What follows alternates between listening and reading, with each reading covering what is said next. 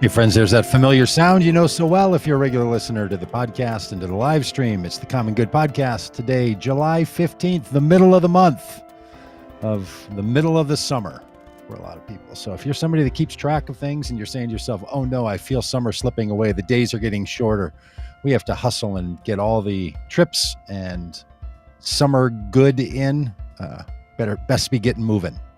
Yeah. Now, take us along with you. I'm not saying, shut your computer screen, turn off your podcast stream. No. Take us along with you. However that is. In fact, Dan and I were Doug Padgett here from Minneapolis, by the way, Dan Dietrich in South Bend, Indiana. We were commenting that we're going to show some graphs today when we talk about immigration, because, nothing really enthralls the heart around immigration like a good, solid graph. So we're going to show some graphs, knowing that people on the audio version only won't be able to see the graphs, so we'll describe them. Yeah, like that. Incredible graphs. Then we were saying, how many people watching on Facebook, on Twitter, on Twitch, on Instagram, how many of these people are actually looking at their computer screen while listening to this? So we would love to know this from you that are watching. Are you just sitting with your face in your palms, watching the screen with a bowl of cereal, like Saturday morning cartoons? Oh, that's awesome. Does anyone stream this to a larger screen in your house, like a television screen, or a Chromecast, or are you pitching it up on a large screen in your living room to watch this? Now we're going to keep working hard on our graphics and the look and the feel, no matter what. So you won't hurt our feelings or anything. We just love to know. So in the comments of all the things we love to ask you about, tell us where you're coming from and how you listen, how you watch, how you go about doing this. We'd love to know how you do it. Dan sits in a studio adjacent to his living area of his house, in the back of the garage. I'm buried deep in a basement, garden level, looking out a window level. There. Yeah, no, I'm not just a basement dweller. I'm in a garden level studio, which I don't even think view. You could charge more for that if it's garden view. I don't know if it counts as garden view. Like, I can see the dirt level, so I feel like garden view should be just slightly above the.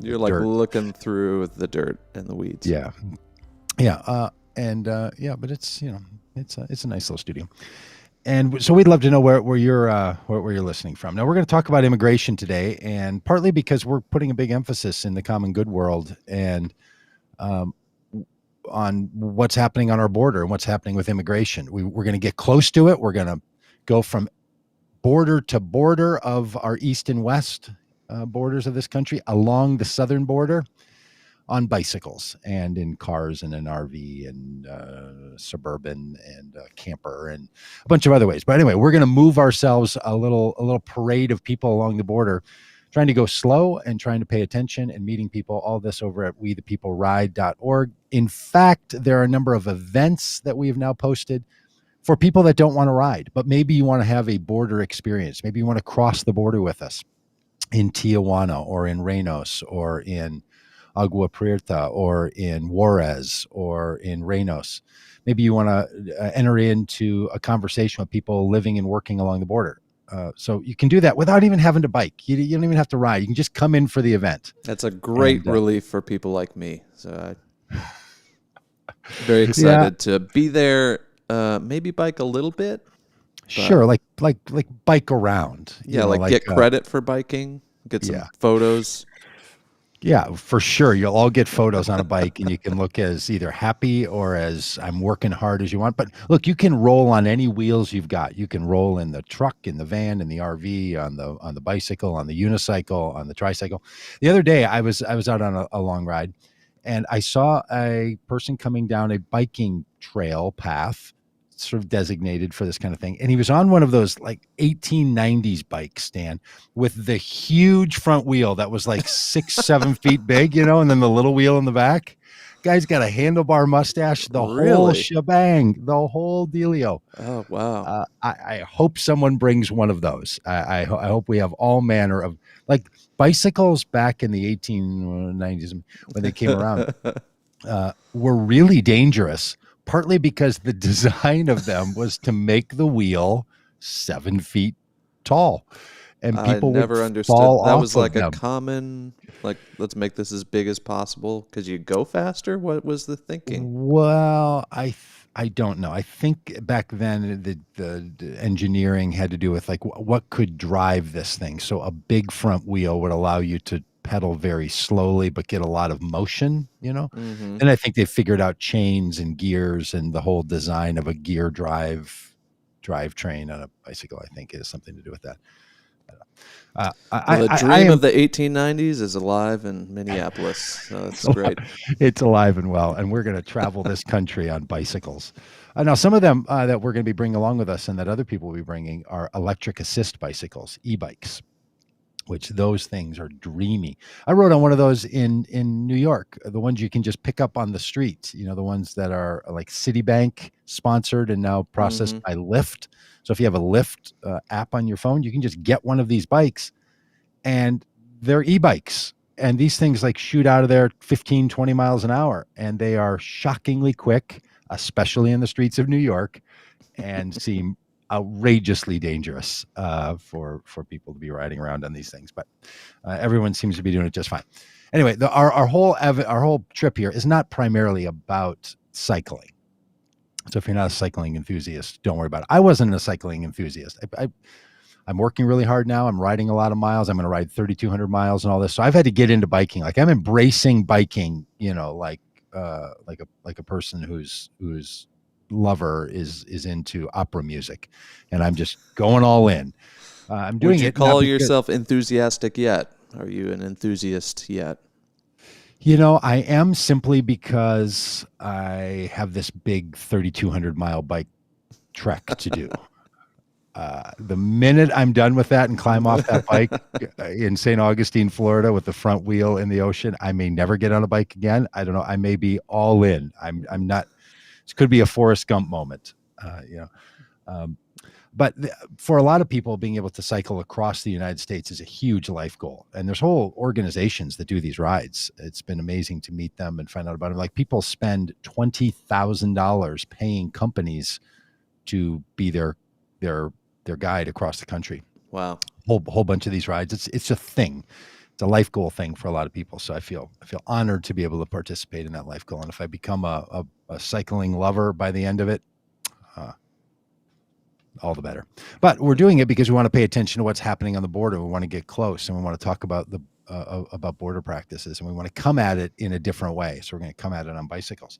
Now, here's the thing about talking about uh, uh, immigration, border practices. It is an extraordinarily complex issue in this country and in every country. It is a mess. I don't know if it's intentionally complex. It's just super complex. And whenever someone who's not a very deeply informed expert on issues of immigration talk about it, as we will today, as not those people, you get something wrong. It's almost impossible to get it all right because it's so messed up and so complicated, or half information, or things that you didn't know are important, or overstatements and all that. So, little caveat, that will likely happen today. So you just don't know when. You know, it's like that old postmodern philosophers thing. I'm sure that 50% of the things that I believe are demonstrably untrue. I just don't know which 50%. Yeah. But it's at least that. Yeah. Well, hey, so we see that Thomas is watching on a smartphone. Melissa, coming from Austin, Texas, is always with us. Jim is streaming on his phone. So let us know how it is that you're watching this, and where. We see all the streams come into one chat window, so we don't always know. Well, Dan, I guess you see maybe where they come from, but because you're the producer host. I just behind the curtain here. You see these lovely people. All right, Facebook, so let's get into YouTube, this. All of it. All of it. Let's get into this conversation about immigration. Now, here's the thing. Look, immigration has been foundational to the United States from the beginning of the United States. It was a colonies approach of people from other countries coming on indigenous people's land and moving in and taking it over. So from the beginning, the formation of this as the nation that the United States was people coming here from other countries, to make this their home and running into other people who are already here and who were born on this land. So that story has been going on for the entirety. And the United States has at its foundation an immigration story. But as we write on our website, while immigration is foundational to this country, it remains one of the most, I'm going to read this part, it remains one of the most fraught social and political issues in our country. Who can enter the country? Who can work here? Who can create a family here? Who can become Americans are questions that continue to roil our politics. And they have from the very start. This has been a difficult part of our society ongoing. So we should have learned some things in our 247 years of putting all this together as a separate nation and as an English colony for 400 years. We should have come further, it seems to me, than where we are in our current immigration project. Yeah. So it's complicated. It's part of our history, and it continues to sit at the center of how we're going to be a people. Yeah. We've decided in this country to use a narrative called "We the People." It's what our government is built around.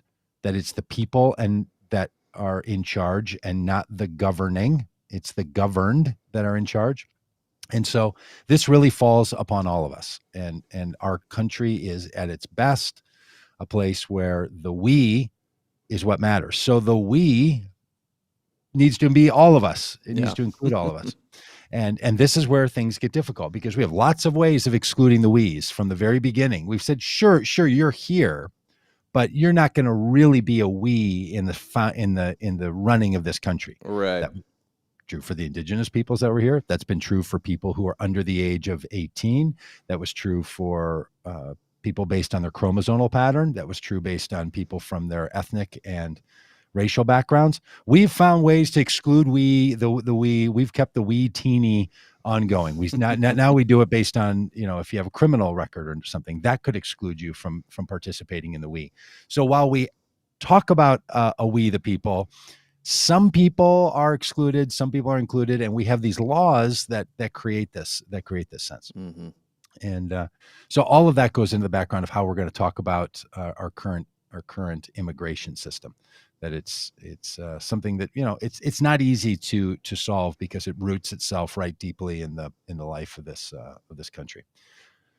So I think we should talk about 4 major areas of this. If you're into all this, you can go to We the People Ride or go to voteCommonGood.com and find that link there, wethepeopleride.org. You can find this conversation points that we're making here about what a common good immigration and border practices approach would be. Now, we make this real distinction between how we manage our border and our immigration process and immigration system.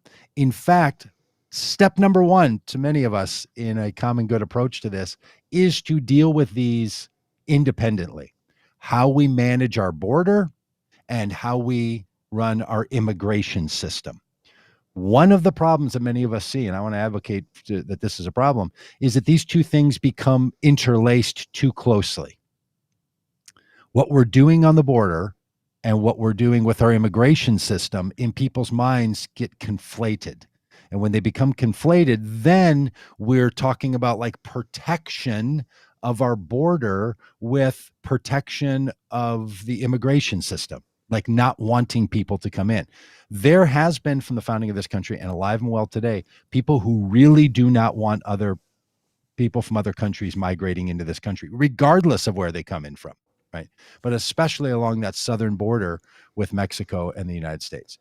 So step number 1, I think that's crucial thinking about a common good approach to immigration and border management is that we need to have a system on both fronts that allow freedom and safety for all the people involved. Like the American notion, the sort of Bill of Rights is that you are endowed by the Creator with these inalienable rights, meaning rights that cannot be taken from you. They're built in to freedom and liberty, right? Liberty of being able to be safe and be able to drive your own agenda and being able to be someone that flourishes in this country and being free to do that. So safety and freedom are crucial. Our current migration and border practices It is not fundamentally built around successful freedoms and success in safety. In fact, we have militarized the border and we've created a system of migration that is so complicated, so rigid, and so reduced that people really don't have the freedom to come into this country in a level that we think we do, that we think they should. I've been one of these advocates that we have all kinds of room in this country. We could take in so many more immigrants into this country than we do. We have a functional quota system in the United States that limits how many people can come in, and I think that's one of the primary places that we need to address this issue of trying to create a immigration system that is more free. It's one of the questions, Dan, that I love to ask people is, hey, how many immigrants do you think we could take in a year into the United States? Like, how many do you think come in, and how many more could we take? And it's shocking. Even people who are very pro immigration, they want more people to come in. They want the United States to be a beacon of hope and light. They want more humanitarian visas to be granted. They want more flow. Even there, they're like, well, we should probably be careful. Like, we have to just watch out. We don't want too many migrants coming in the country. I feel like that's some kind of a notion built around just too muchism. Like, you don't really know how much it is. It's just too much, And a philosophy of scarcity. Like, there's a limited pie here in America, and if more people come, they'll take part of my slice of the pie. Yes. Which just isn't true. Like, well, and this is, that is a great point. This is what, when we have our economics conversations around here, the idea that we live in an economy that grows based on domestic product, what we produce. And that's connected to how many people we have. We actually have a problem in the United States of a declining birth rate. mm-hmm. And we have a problem of reduced immigration. We have not enough people becoming Americans in this country. That's currently our problem. I know there's still a lot of people who believe that global population expansion is a real problem. And I'm going to sound like a heretic in some people's minds by saying this. That's not a problem we need to be solving for right now, not only in the United States, but frankly, anywhere in the world. I know that people find that to be unreasonable because they've heard for the last 50 or 60 years that overpopulation is the biggest problem. In many places in the world, the number of people is not the problem. The distribution of wealth, the distribution of opportunity, resources, but not the number of people. We're not overusing our resources, and we won't overuse our resources. There's solutions and answers for this, which I know, again, people they should push back on that because it sounds like crazy talk, but it's it's actually true. All right, we have a little chart here for people who are watching on their screen. So if you got that smartphone, you may want to take a look at this one. This is a graph put out by Pew, P-E-W, that group that doesn't do great studies on religion, but they do really great studies on other things. And the Pew Research Group, it looks at the percentage of the U.S. population that is foreign born. And they have this graph that goes from 1850 up to like 2010, 2015. And you can see that it's a little flowing river that sort of goes up in the turn of the 20th century. Oh, this is fantastic. Sort of goes up and then dips down through the 1930s and 1940s and 1950s and in the 1960s, and then starts to climb again in the early 2000s, but never gets back to the percentage near 15% that we were at in the late 1800s. So the percentage of people in the United States who were born in other places outside the United States was higher in 1890 than it is now. So a lot of families, a lot of people's heritage goes back to the population booms in the United States in the late 1890s and the 1920s. And in those periods of time, it was up around 15%. Now it's even lower than that. And the country is bigger. So there are just less percentage of people born in other countries that make up the population of the United States. In other words, we don't have too many people born in other countries in this country. Right. Just statistically, I mean, someone might want to argue, no, 13% of the population being born in other countries, that's too much. Okay, you could make that argument, but unless you're going back to, like 1960 when there was a huge baby boom. In fact, if you're looking at this chart and you see that from between 1950 and like 1970, it dipped way down, got below 5%. The reason for that, GIs came home from the war and people started making babies, and birth control wasn't out and about yet to the degree that it is now. And the baby boom hit. What caused the dip in percentage of foreign born peoples in the United States was a huge boom of population in the United States. We're in exactly the opposite space now. We have a declining birth rate in the United States, not even replacing the current people, the current family rates that are happening now. So the average now is below of children in a family is below 2. So that's a real, like, we're not even replacing the a couple's not replacing itself, which it's just a statistical thing of importance. Yeah. So we don't have too many immigrants. This comes up a lot. A lot of people just feel like there's too many. And I think in the conversations that you're going to have with friends and family and politicians and others, to demuse yourself of the idea that, well, we got to be careful because it seems like there's so many people from other countries. Now they pocket. This is true. There are places in our country where migrants from different parts of the world tend to congregate. In fact, that's partly because that's how we design the system, right? Yeah. Right. So it's not like, well, they're just all choosing to live in these places. Some of it is because the number one way that people come into the United States is through a system of family migration. Right. It's disparagingly referred to as chain migration by anti-immigrant people, including the Trump crowd.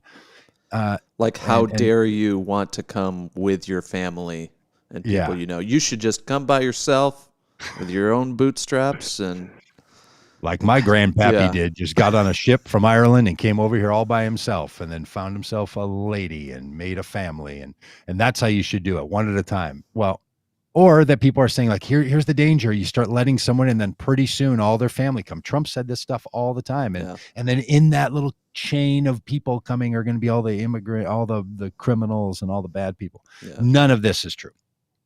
But family migration is the most important and the largest group of people that come into the country. It's the easiest way to come in the country, is that you could come through family migration. That's even been deeply, deeply reduced in recent years. Obviously, the Trump administration did it, and the Biden administration is trying to fix this. And Congress doesn't really have its hand on this at all.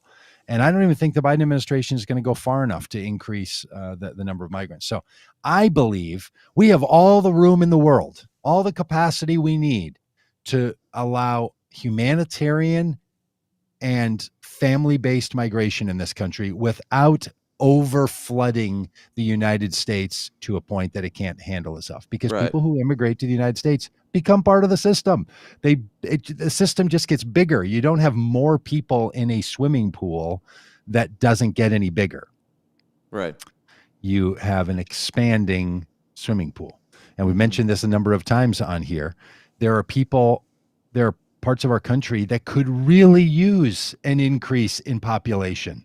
We can really, really benefit from it.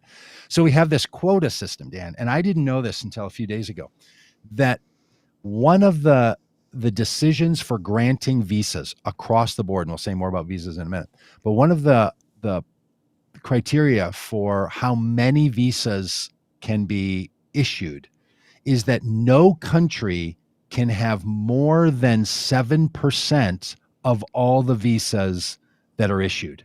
Huh.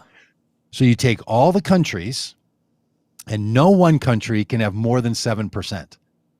You know why there's a backlog of Central American and Mexican immigrants, and why there's no line? It's 7%. Nonsense.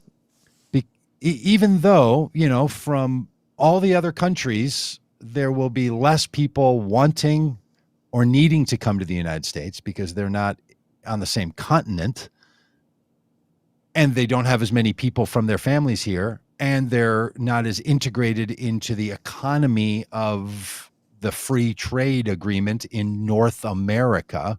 Mm-hmm. that Mexico and Honduras and Guatemala and Nicaragua and El Salvador, you can't have more than 7% of the people than all the other countries. This the rationale for it makes a little bit of sense, right? You just want the United States to be a very immigrant diverse place. Like, we believe in immigration, so let's make sure it gets spread out evenly. Sure. But if you'd make an exception in certain years, if you'd make an exception in certain periods, if you'd say for the next 3 years, we're going to allow 20% of all immigrants to have come from Mexico.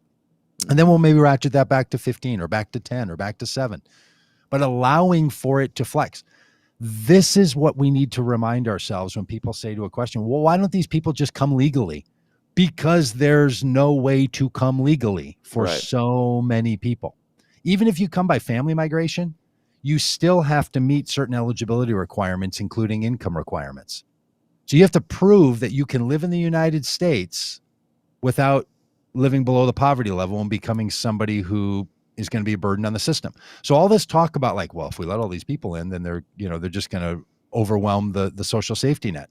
No, our rules are currently, you have to prove that you can live in the country in a way, even if you're coming under family migration, which is the easiest way to come. Like if your daughter is here or your mother is here, then you can come, but you still have to meet eligibility requirements. Which of course isn't what we celebrate in our, family histories of, great grandpa who came over from Ireland with, 2 pennies in his pocket and, pulled himself up by his own bootstraps. Satchel on his shoulder. Yeah, we celebrate those stories of coming from nothing. And, on the outside, it looks like, oh, this person isn't bringing anything to the table, but they're hard work, But they're paying more on the table. Yeah. And look, the way we do our taxing is that it's connected to the work you do. So if you get a job here and have a Social Security number, you're going to be paying into Social Security. If you're paying any kind of other taxes on the things you buy, you're paying for the social safety net. The idea that people come in and then just freeload, you can't live in the country and function in the country without contributing to it. And are you buying gasoline? Are you buying goods? Are you buying anything? So as Shell Anderson mentions, people pay into the system as certain migrants and then can't receive the benefits from them. So if you were really greedy, you'd be like, hey, let's just get more of these people in here because they're going to be doing the hard work for us, right? They're going to be paying into the system on our behalf. And look, no one migrates to another country with the plan to live in poverty. Right. No one is saying, hey, I want to leave Central America. I want to leave Haiti. I want to leave the Dominican Republic. I want to leave Mexico. I want to leave, the Congo. And I want to go to the United States and not work and not expand my family's future and live in poverty. And I want to live in poverty in that country rather than living in poverty in this country. Mm-hmm. You know how much work it is to move to another country, especially if you're someone that doesn't have a lot of resources? It's incredibly difficult. Yeah. So people are not coming to live in poverty. They're coming supposedly because this is a country that has opportunity for them. Yeah. So there's 3 primary reasons that we allow people to immigrate in the country. One of them is that we want them as workers. So there's a whole kind of visa that's all around work. One of them is family reunification, which we just talked about, and the other is humanitarian. These are the 3 big categories. Now, inside of that, and on the screen, we'll have a couple of lists of the kinds of visas that you can have. One of them is an immigration category visa, meaning you're going to move here and stay here. And then the list there is long, and the non-live here forever immigration visa process is even longer. Go on the website. You can look at these. There are so many, and it's so complicated. And do you know what else it is? It's so expensive. Mm-hmm. Just the applications will cost $150, $160, $395 US. Like the burden that we put on immigrants, even if they're likely to get in for work, for family reunification, or for humanitarian cause, the cost is so high to just start to apply, hundreds of dollars. There's people listening to this right now that couldn't afford a visa into the United States if you had to get one. You'd be like, can you give me a while to come up with just the visa application money? Right. And then when it's denied, or if it's denied, You don't get that back. It's not like, hey, this is a down payment on if I get in. So we've made this system expensive and we've made it burdensome. Mm-hmm. Now, are there ways to fix all this? Absolutely. I think one of the number one ways is to lift the per country quota. And I also think to change the mindset in the country about, do we want migrants? Do we want people from other countries coming here? I think someone should be making an argument about how important they are, and not just the argument that they're going to do the work we don't want to do. I know that's a big argument. It's generally true. It makes people feel good when they're like, well, who's going to do the roof on my house if we don't have people from Central America coming here? And who's going to pick the tomatoes down in the Immokalee fields in Immokalee, Florida? And who's going to be the people working in the agriculture industry and in the meat packing places and be these essential workers, if not those people? Okay, there's an argument that some people come from other countries and then have to take lower level job. But the point is not, let's expand this country by getting people to do a bunch of work none of us want to do, but rather saying, let's expand the country because this is a really good way, as it always has been, for the country to grow. Yeah, and it's been the thing we celebrate. Again, we call this a melting pot. We celebrate our diversity. We celebrate our origin stories. But then it ends. Like That's right. My grandparents were the last ones that we should have let in. Yeah, yeah. And the past always seems idyllic, doesn't it? Yeah. Compared to now. All right, so we need a system that's more free and more safe for all, because right now, to get in this country is super hard. If you don't meet one of these family, or you have a job that someone wants you to have here, and you're coming in for some other reason or trying to get in, there's no line to get in. There's like, if you don't have family or you don't have a visa job, and if you can't prove some sort of asylum seeking deal, there's no line. You can't get in. So are we happy with that? Are we happy with the idea? The only people that come here are people with family connections or that already have some job lined up. So we have a lot of migrants that come from other parts of the world that are recruited to come here to work in certain job sectors.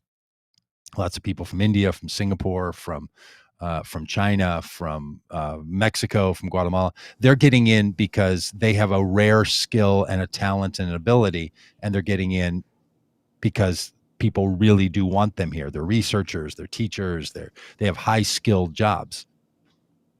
But a lot of us, when you look back at your own family, if you're in a high skilled job, your parents or grandparents didn't have that kind of job. You do now. Yeah. So we know this is how it goes. Only like plucking the very best from other countries is a really bad immigration plan, frankly.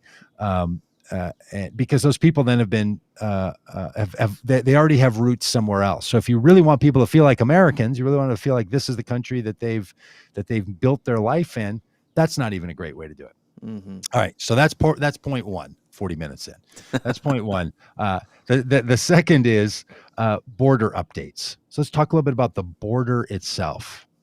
Now, when we say this, as our good friends in Canada often remind us, think you're only talking about the southern border, because I live in a border state here in Minnesota. Dan, you've lived in a border state in Michigan. Yep. On my northern border and your former northern border, I mean, now I know you're an inlander, but we've been you've lived in borderlands before. When you live in a border state, and the borders with Canada, no one's talking about a wall. Yeah. No one's talking about increased militarization. No one's flying military level drones. No one has guys with military grade rifles on their shoulders roaming around through the woods.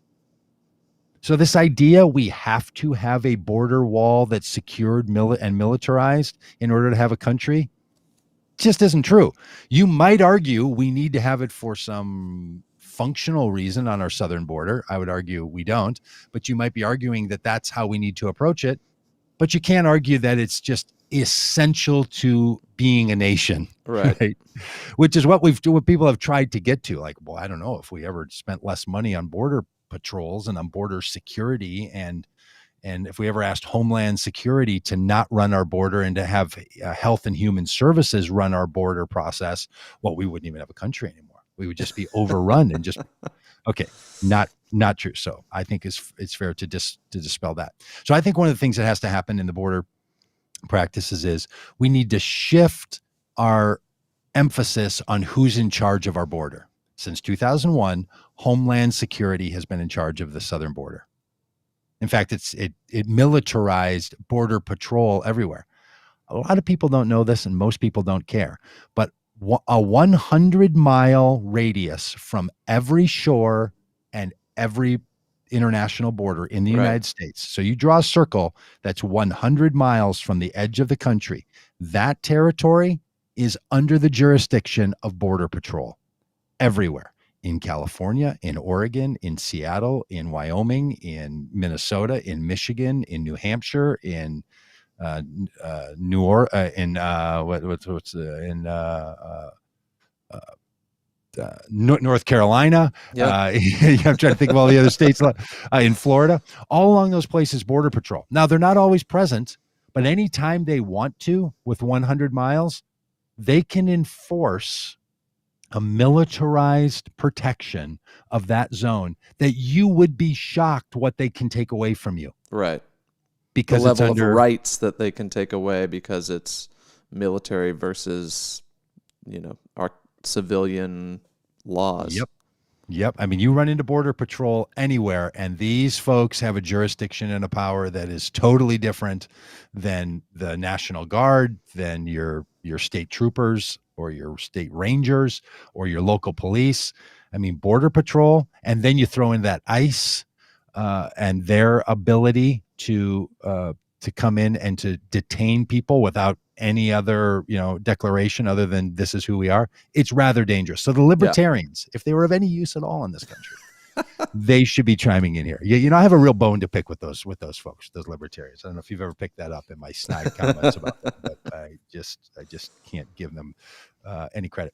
But they should be raising a voice around all of this. So we need to move away from a militarized border approach everywhere in the country, but certainly on our southern border, to away from Homeland Security into Health and Human Services, because Health and Human Services Department of our federal government, you know what they're concerned with? Health And humans. Yeah. It's right. It's in the name, Health and Human Services. Now, does that mean you don't have some level of militarization around your border? Of course you should have some. But right now, if you were to put a percentage on it, it's about 75 or 80% of the presence is militarized approach, and 20 to 25% is Health and Human Services. Mm-hmm. That should be inverted. We don't need as much. And this has been a problem in the last 25 years across this country.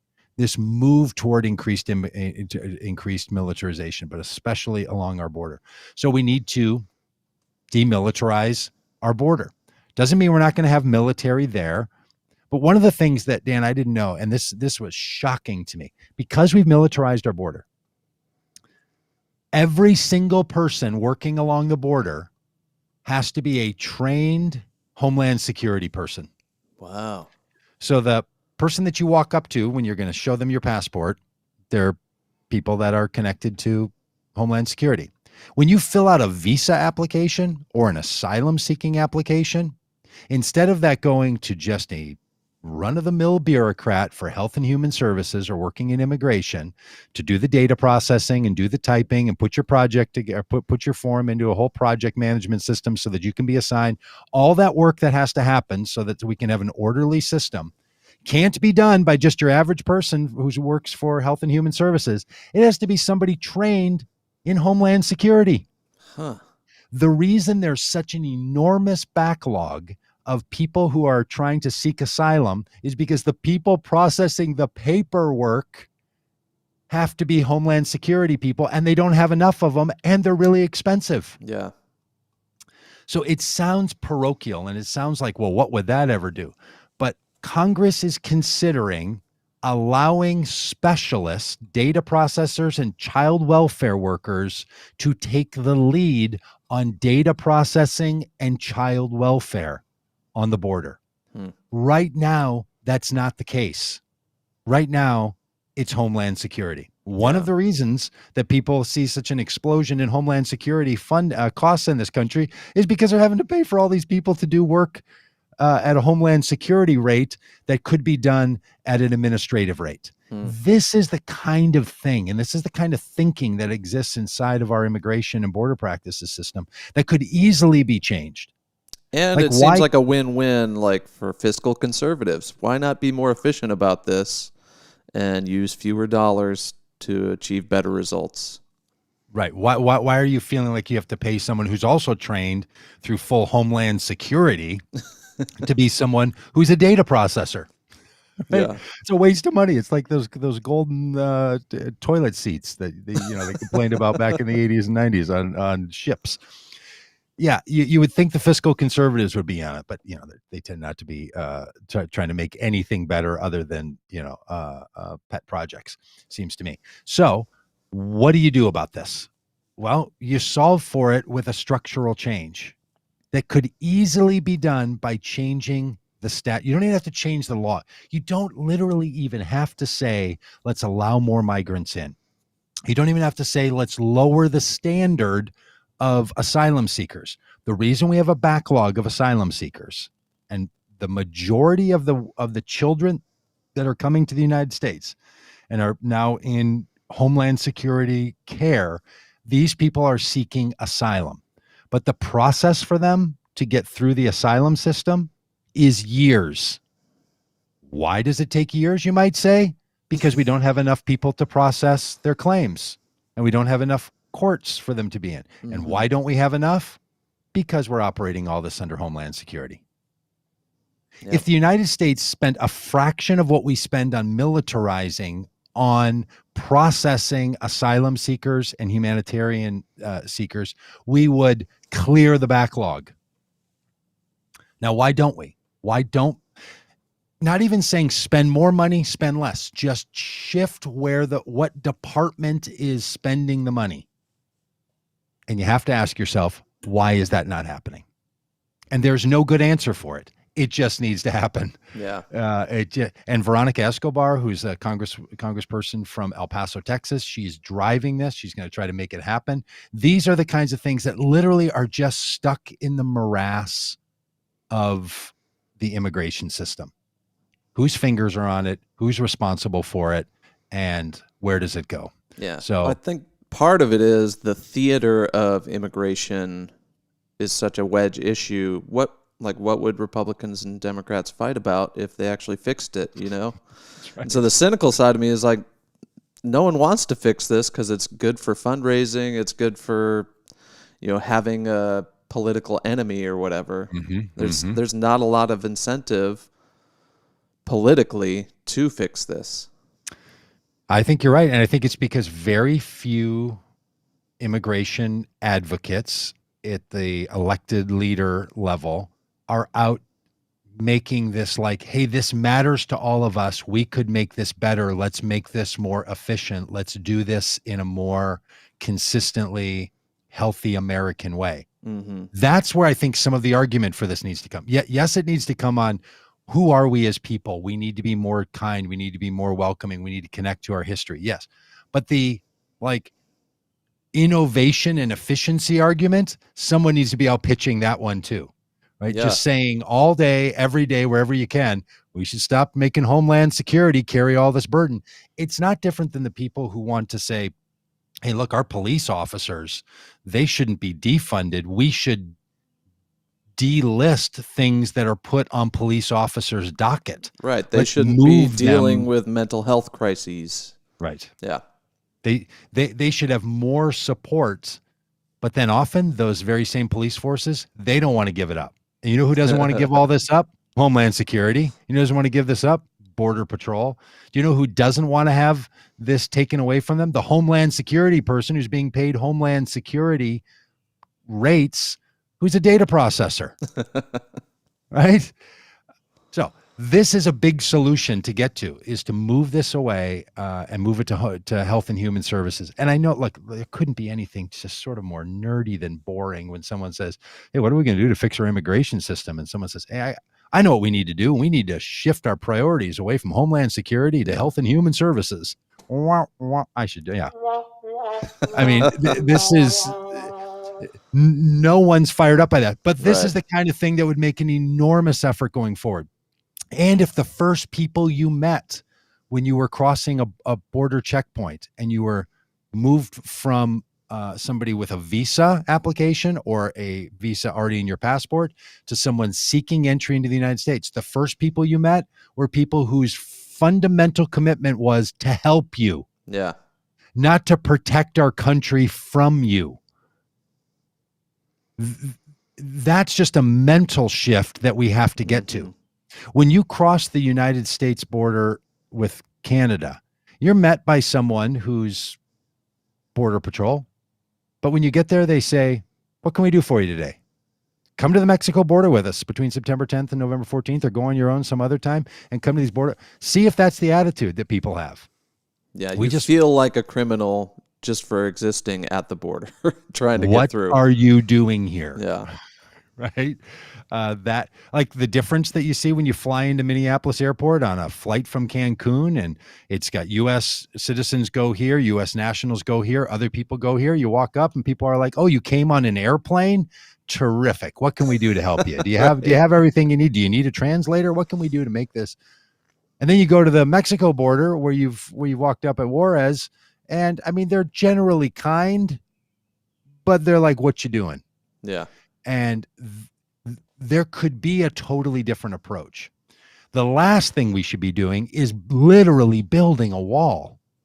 That people, the problem with people being in this country without legal documentation, and I don't think the phrase "being here illegally" or "being illegals" is the phrasing that we should use. We can fix our thinking a little bit by changing some of our language. Yeah. So, people that are here without legal documentation, the number of those who are just flat out sneaking in is really small.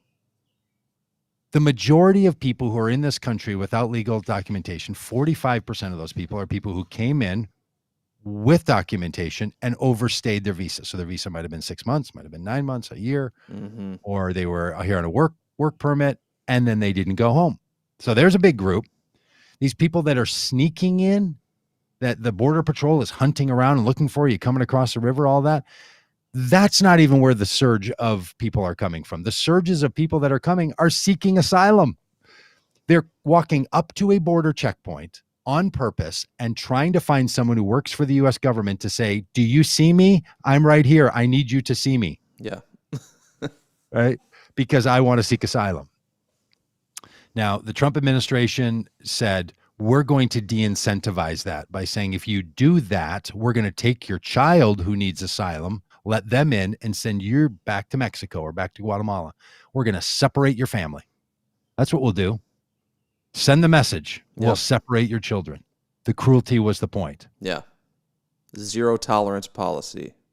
And it wasn't something Obama did. It wasn't the same. There's no comparison. The cruelty None. was the point. It was a de-incentive. deterrence. Yeah. Yeah, and we're not putting those words in Jeff Sessions' mouth. Those are the words that came from Jeff Sessions' You mouth. can watch the video of Jeff Sessions. Yeah. He said it because it was the point of all of it. And again, these people didn't do anything wrong. Big moment of no, that's the wrong drum. Big moment here. Asylum seekers can only seek asylum on U.S. soil. Yeah. So when they come up to a border checkpoint and say, "I'm here to seek asylum," they have not done anything wrong that needs to be punished. Right. That's the only place they can do it.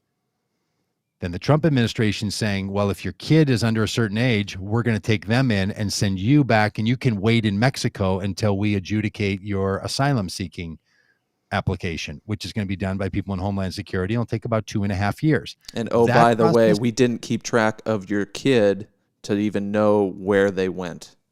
That's right. We didn't think it was our obligation, and then the handoff between Homeland Security and Health and Human Services, really clumsy, as you can sort of imagine, because the Homeland Security are not designed to do to care for those kids.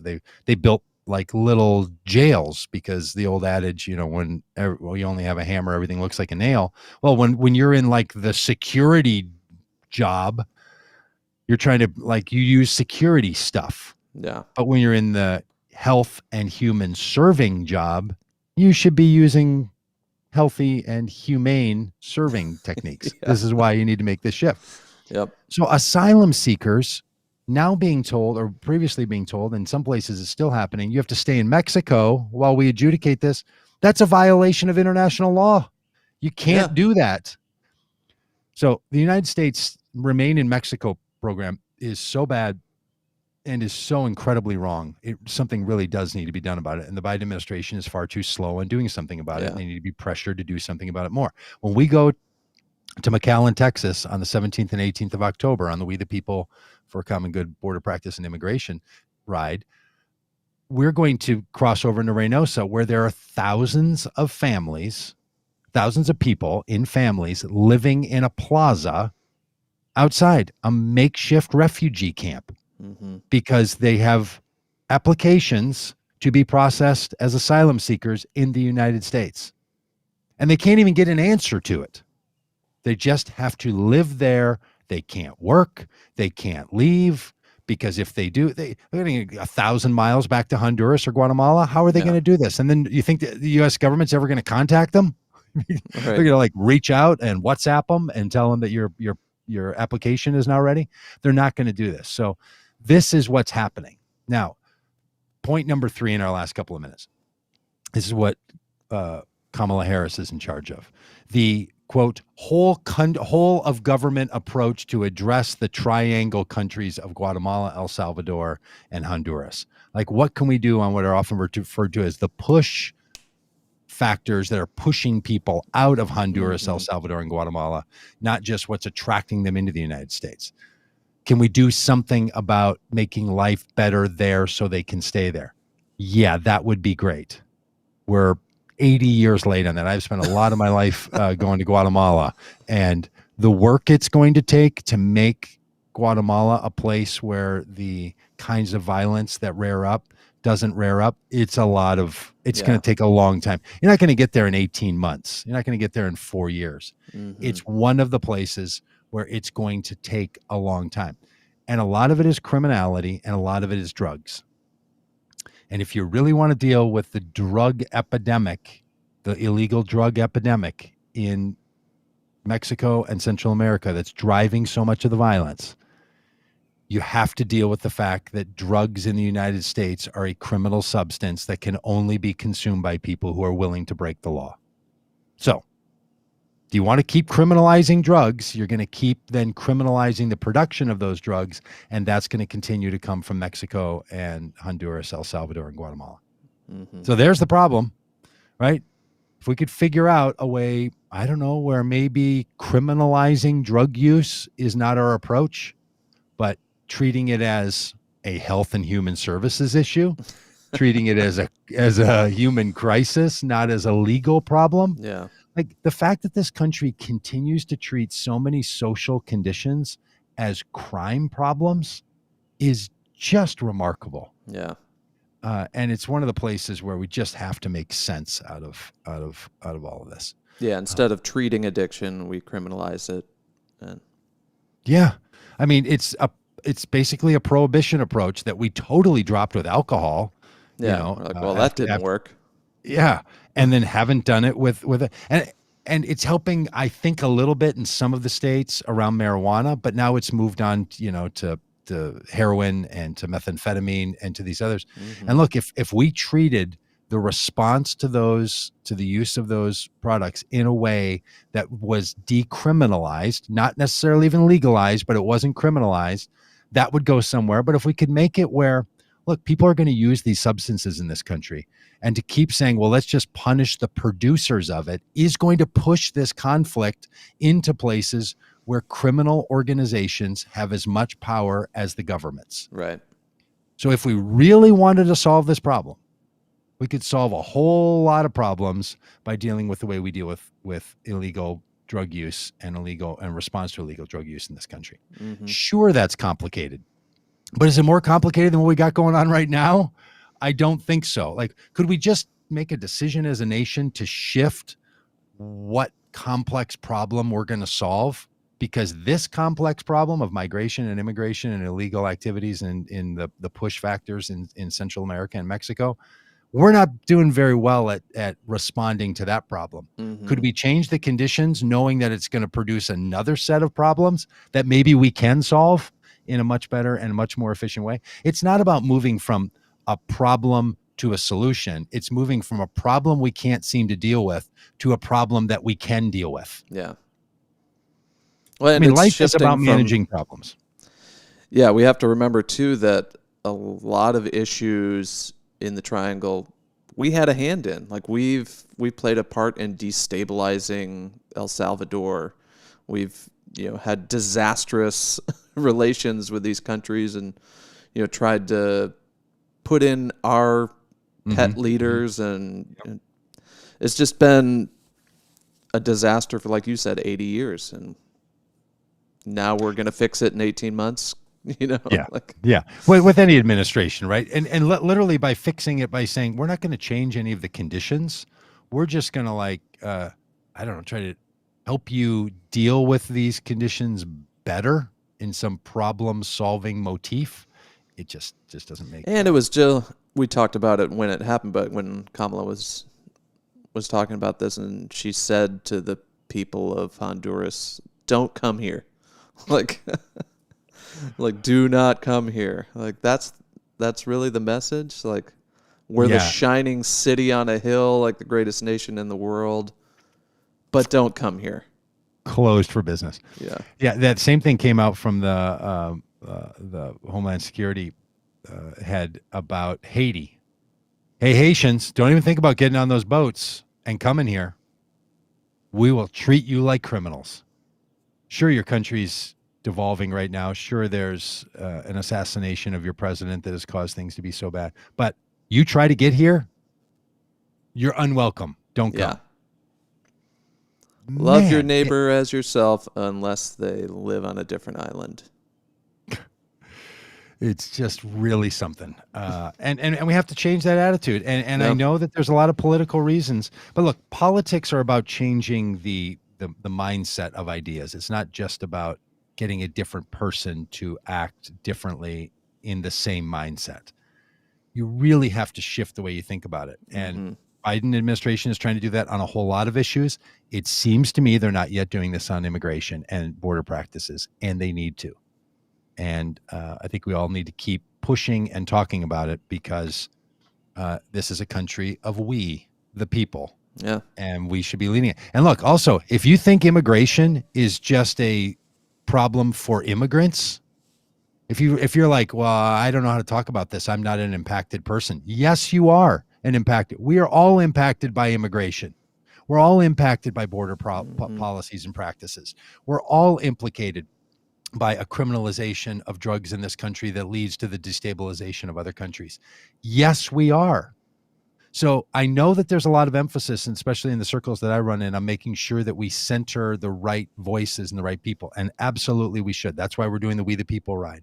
But we don't take that as a license for you to say, well, immigration in this country has nothing to do with me. It's a problem for them. Yeah. Yeah, it's not a them problem. This is a We the People problem. Yeah. And it's all of us that are impacted. There's almost nothing that is universally as impacting all of us as who we are as people in this country, who we are as Americans in this country. And it is all of us, and we're all impacted by it, and we all have a stake in it, and we all have to bone up on it. Now, it is so complicated and so hard. And when you get into the conversation, we haven't even talked about the other issues that have come up about climate refugees that are going to be coming. We haven't even talked about the old migration routes that people have taken and why we've interrupted those. We haven't even talked about the fact that we have dreamers, as they're so-called, that were brought here by their parents when parents could legally come in, and they've overstayed their visa, and now they've been granted an exemption from being prosecuted and removed from the countries. The Dreamers Act. Like, we haven't even talked about all of that layers, stuff yet. So many. And I know it can freeze you in your steps, and you don't want to talk about it. And God forbid you ever get anything wrong. So you don't want to bring anything up until you're a full on, PBS level expert. But we just all have to be talking about this so much more and leaning into the pressures points that we can in our society to get people to be talking about all this. Yeah, absolutely. So join us along the way. Tomorrow, we're going to talk about planets, and not even our own. We spend a lot of time here talking about the common good on this planet. Well, tomorrow with astrophysicist Paul Wallace, we're going to start in this little planet. Talk about a planet. I don't know. I You bet talked we're about talking Venus, right? Was that I the bet first planet? Well, we did. We got into Venus just as a little side story, and that led Paul, astrophysicist and clergyman Paul Wallace, to say, let's make an emphasis on a planet for each of the podcasts that he's on. So I'm hoping tomorrow is Venus. He said it's his favorite planet. I think you should start with Pluto, and I think it should be You a do. planet. Bring Pluto back. Yeah. Free Pluto. Free Pluto. Well, we'll talk about why Pluto is, my little 21-month-old grandson knows some of the planets in this planet book, and he'll say like Venus is the hot one, and Mars is the red one, and Earth is our home. He's got this cute 21-month-old stuff. Like finishes the little sentence, and Pluto is the itty little bitty one. It's just adorable. Well, at least Pluto's still in the books. I thought they took him out. Well, it turns out, and Paul and I talked about this last week or 2 weeks ago. Maybe we'll talk about it tomorrow. Okay, so this is a teaser. This is the trailer. It turns out there are levels of planets. It's not like planet, no planet, which I thought it was. I thought we lived in a binary world. I thought it was like a light switch that was just the had one on black and and white thing. Yeah. On and off. It's a dimmer. And so then there's dwarf planets, and there's all these categories that astrophysicists have. A spectrum. There's a spectrum of planets. And so what constitutes a planet? Well, it depends on what you mean by planet. How about that? Oh, Bill Clinton was right all along. Depends on the definition of is. That's old school. All right. So we'll see you down the road, friends. And may we all find our way to a common good migration and border practices way in this country. Is that good enough? That's great. Bye, everybody.